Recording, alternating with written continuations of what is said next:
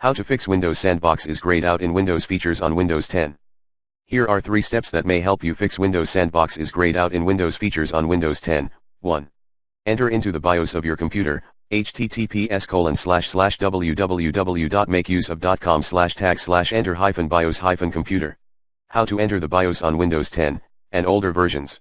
To check out, then change the following option: status, virtualization technology, VTX enabled, Hyper-V, enabled, VM monitor mode extensions, yes, virtualization, enabled, second level address translation, VTD or RVI enabled, data execution prevention, enabled.